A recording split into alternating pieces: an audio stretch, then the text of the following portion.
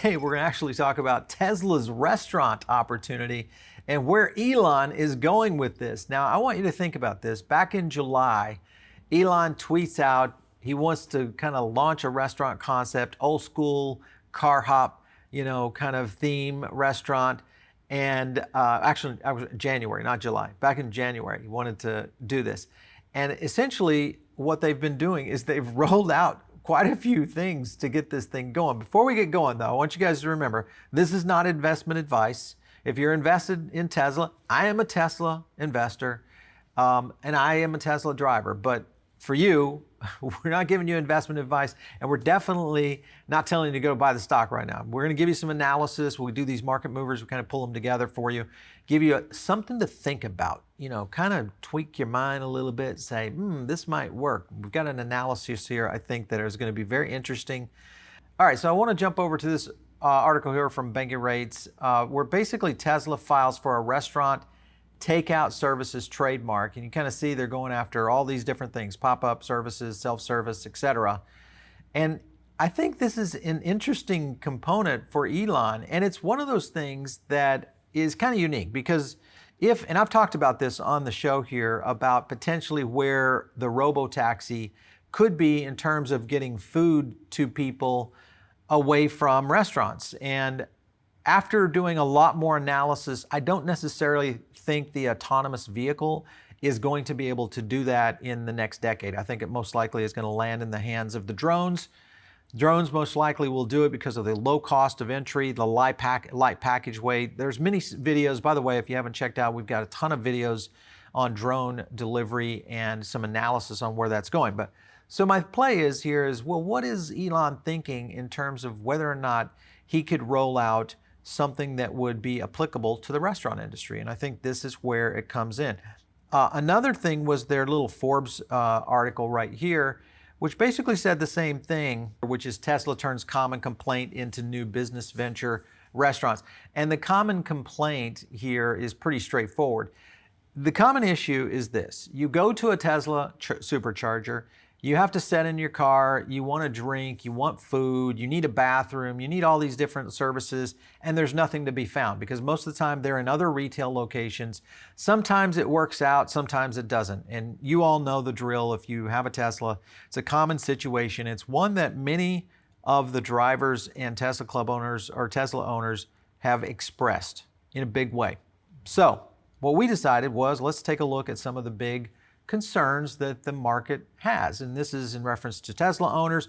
We pulled this back in March. We did a survey on both LinkedIn and Twitter of Tesla owners groups. And we got some great return on this, but we wanted to see what was the biggest concern you had as a Tesla owner when it came to supercharging.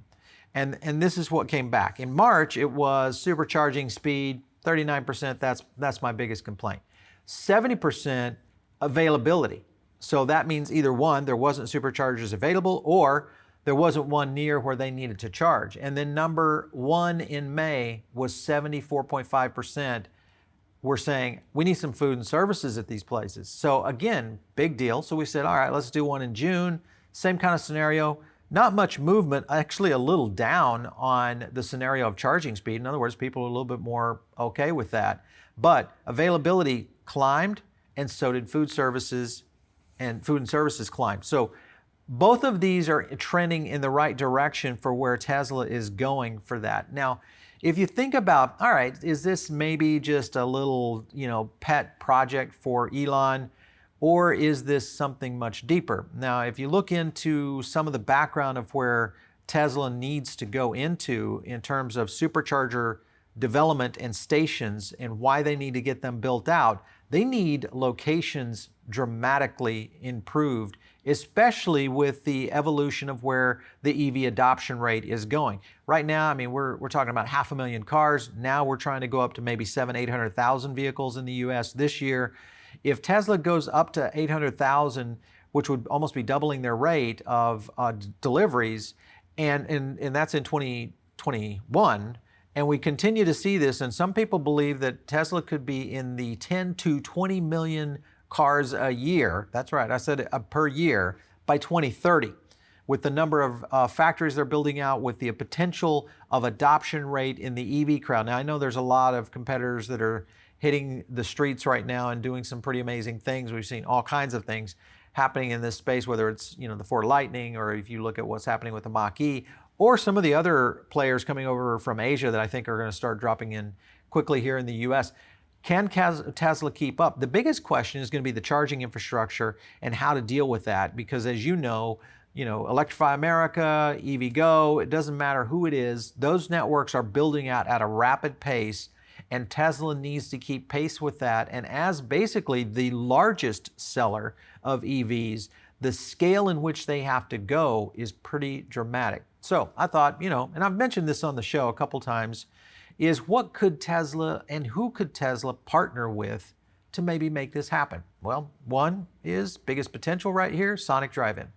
Sonic Drive-In has been building these kinds of restaurants for about 50 years. They've been building the car hop model. These are franchised mostly out of the Midwest. Fun fact here, I actually did consulting with Sonic Drive-In in the 1996 to 2000, helped them redevelop their technology stack in how they were building out their restaurants. They use a technology called a switchboard. Now, a switchboard basically plugs in all these little intercoms that are setting in this drive-in that you pull up into, you press a button, and you basically give your order. Great concept. Food is decent. The product quality is really what Sonic wins on, and the fact that they have been able to basically kind of give an alternative option to the drive-through lane has been a big deal. In fact, Sonic Drive-In continues to grow. They were just acquired by Inspire Brands not too long ago, and I want to kind of jump on that. This was back in December of 2018. Inspire Brands basically snapped them up. And Inspire, as you know them, they had Buffalo Wild Wings, Arby's, and then Rusty's Taco. That's kind of the brand array there. Paul Brown, we've had on our shows here many times talking about the evolution of where the future of food is going. But the point being is that this brand is already in place in a lot of areas. Now, there are some challenges with Sonic Drive-In. So is it the one I would say you could partner with? All right, well, Sonic has good locations in about half of their 3,500 to 4,000 locations. The rest of the locations are in small town America. And Sonic wins on that because they win the small town America business by landslides. So it's a great business. The only problem is I don't think we've seen or will see the adoption rate, at least in the next 3 to 5 years, in small town America for Tesla. So they are going to have to look at a strategy that moves in a little bit of a different direction. The other thing with Sonic Drive-In that I think might kind of have a little bit of a friction or a rub against with Tesla, and especially if you think about Tesla and their relationship to a guy by the name of Kimbal Musk. Kimbal Musk is one of the board of directors on the Tesla board. He is also one of the, I would say, the innovative pioneers in future food in terms of restaurants, farming technology, and some of the different capacities in which the food system is going to be able to operate over the next few years, over the next decade. Kimbal Musk is a very big proponent of not traditional institutionalized food. So I think a lot of that would play into the decisions on how Tesla might go. So let's jump into where Tesla's strengths might be if they were to say, let's just start a restaurant chain. Think about this for a second. We already have to build all these superchargers. We need a ton of these guys. We already have to have these numbers coming at us. So what are some of the strengths in which we could do this? Real estate and build out costs. Right now for a Sonic Drive-In, that's about $1 million for a Sonic Drive-In to get one of those units up. Part of that is technology that essentially has to be utilized to make a Sonic Drive-In work. There are some big advantages here because Tesla would not need that technology.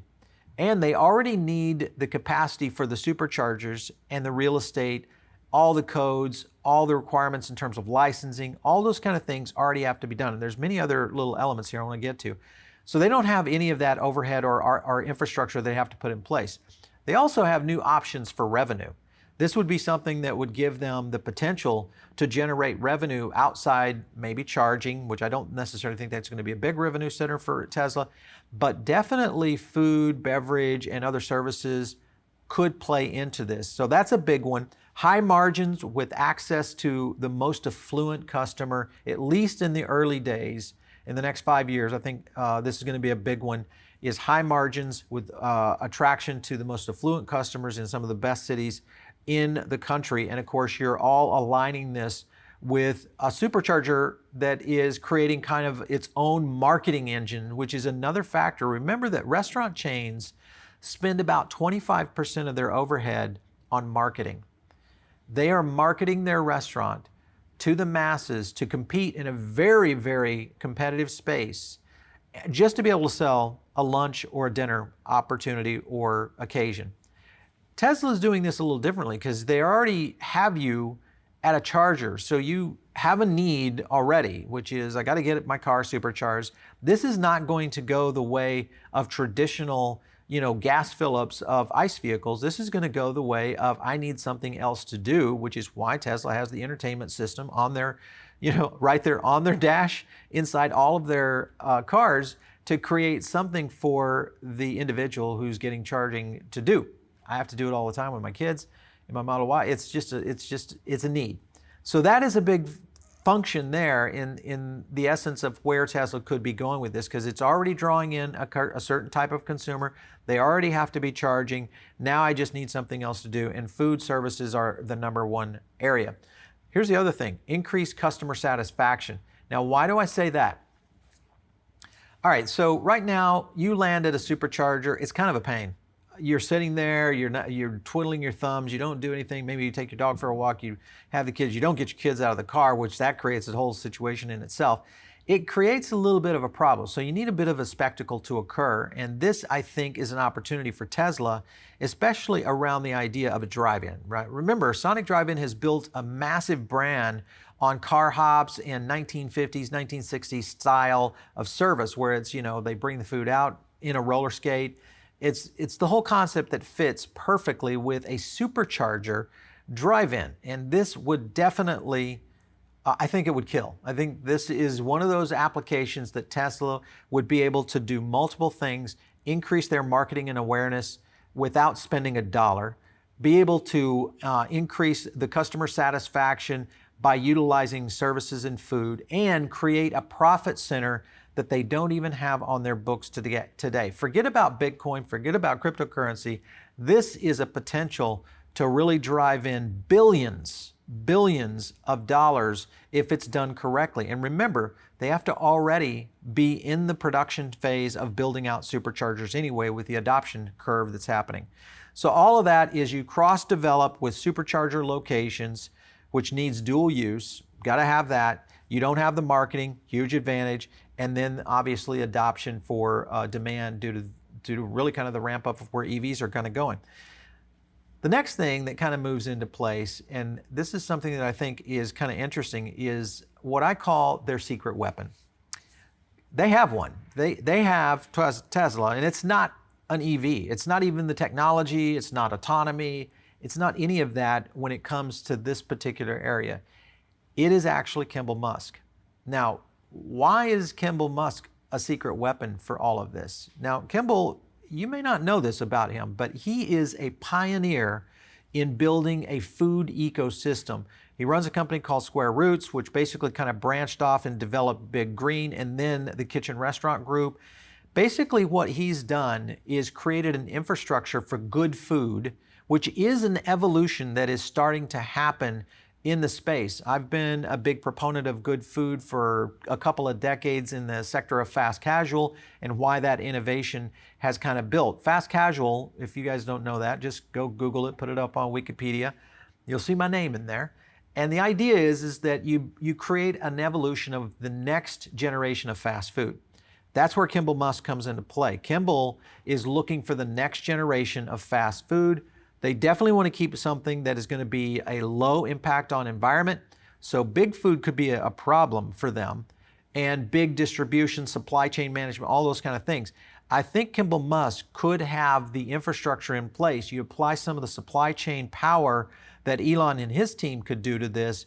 And this could really roll into something much bigger than a pet project for Elon Musk. Now, everybody says, all right, well, these are all the good strengths. There's got to be some weaknesses here on where Tesla could land. I look at it and I see one weakness and one weakness only, and that is labor.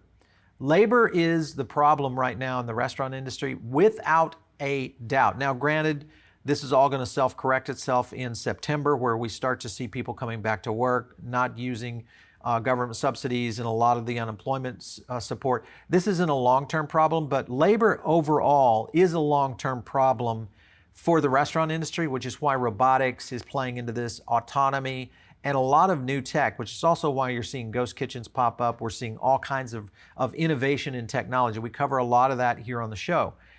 And the opportunity here is pretty dramatic when you think about supply chain advantages, technology advantages, which they already have. Then they have consumer adoption advantages. Think about this for a second. Consumer adoption advantages. You're a restaurant owner. What are you doing to bring in a user? Well, you're not, I mean, maybe you're putting superchargers in. Maybe that would be a cool opportunity if you had a Taco Bell or a McDonald's and started dropping those in. But are you doing it as a core part of your business? No, you're not.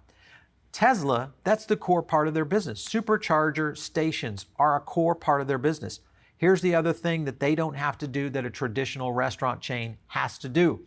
They have to go out, a traditional restaurant chain has to go out and buy what they call an A location. An A location is typically 30 to 40% more in retail cost than what a supercharger real estate requirement would be. One, it's a destination. You don't need to be in that perfect A location. You can be in a B or a B plus location for a Tesla Supercharger. You just need to be near something because you're killing two birds with one stone, and that is you're supercharging your car and you're getting lunch, dinner, or a snack or whatever, or you're just taking a break. All those kind of things play into a mindset of a human, and that is, how do I reduce my time? I don't want to have to go in, charge up, and then go find a McDonald's and pull through that. You've just increased my time by 2.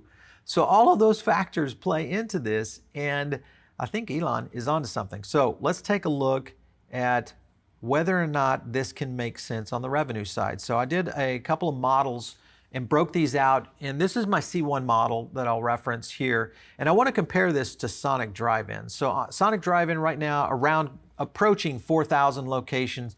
That AUV is called average unit volume. They have about 1.6 million per unit in terms of overall revenue. That's 6.4 billion in annual total sales, and a margin of around 0.23, about 23% is what you get on good margin. Some of the softer margins you'll see around 20% in the restaurant industry. That's 1.4 billion in gross profit for Sonic Drive-In. Not a bad payday. Now let's take Tesla and let's go very slowly. 2023, we'll pick it up. And we'll run this out through 2030. 2030 or 23, just 100 units, you pop them out in the market. I think they can increase their average unit volume because the kind of services and the kind of food products and beverage products that they could sell will be much better in terms of quality, and people will pay more for them. I think average unit volume will be around 2.2 million, which is not out of the realm. A typical fast casual selling higher quality product easily falls in the 2.2 average unit volume, and I may be very, very conservative on this number. That puts a nice little number in there, 220 million into that business, and around 66 million in terms of profit, because I do think they'll get a little bit more profitable on efficiencies because they don't have a lot of things that a traditional infrastructure of a restaurant has to have. Remember, they got to have marketing. Remember, they have to have more expensive real estate. Remember, they have to have all this technology that has to run it. The technology in a Tesla restaurant is in the car. It's in the car itself. It's already there. You're interfacing in through the cloud, and boom, you've got your order, and all automation is, and then your loyalty system's already built in there. Loyalty programs already built in. The potential is mind-boggling, much less the fact that you could start tying this into your credit card to where you never even become a contactless. I could go on and on with this. But the point is, look at these numbers going down. They have to accelerate superchargers in a big way. They have to be able to keep up with adoption. To accelerate the supercharger network, and just building out at 50% of the supercharger network to keep up, and they drop a restaurant instead, and that's the supercharger that they pop in, they could easily make it to 4,500 units, which are probably about half the superchargers that they need, around 10,000 stations in the United States by 2030 with the adoption rate of EV that it is currently at. Average unit volume is going to grow to 2.8 million per vehicle, or excuse me, per restaurant or per supercharger restaurant. That goes up to a total revenue of $12 billion and a margin that the master of coin would love to have on his balance sheet of $3.78 billion in profit annually. And that's if they just build 4,500 of these versus what they could have across the country in the ranges of maybe into 10,000 in the next 2 decades.